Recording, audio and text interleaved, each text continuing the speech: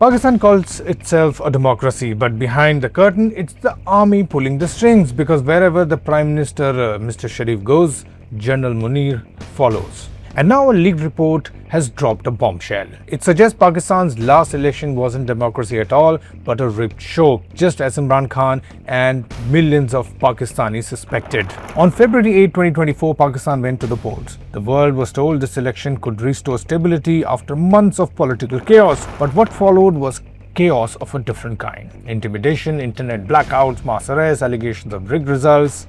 Opposition parties say the people's voice was silenced. According to investigative portal Dropsite News, the Commonwealth had proof of election abuses, but it kept it hidden. Here is what happened. A 13-member observer group led by former Nigerian President Goodluck Jonathan monitored the vote. In the days after, they issued a positive statement saying the elections were broadly fair, but a confidential report later leaked told a very different story. It accused the government of violating fundamental political rights, freedom of speech, assembly and association.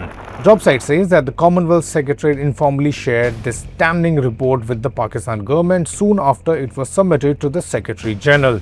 Islamabad then asked it to withheld, warning it could trigger unrest in the country. The then Secretary General Patricia Scotland complied, burying a report that highlighted widespread electoral fraud.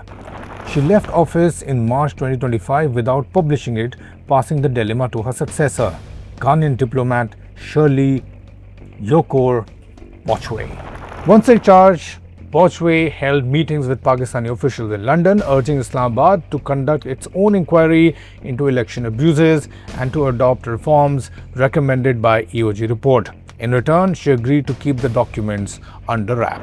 Dropsite alleges Pakistani authorities never produced evidence of any internal review.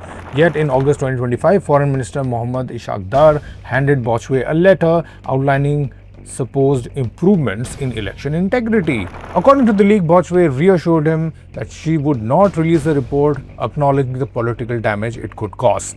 Under normal circumstances, the Commonwealth Secretariat's findings should have been published within days of the February 24 election. As of now, however, the report has still not appeared on its website.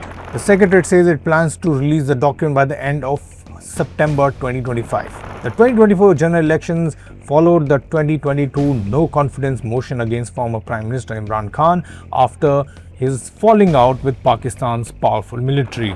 Khan claims that his ouster was orchestrated with Washington's help.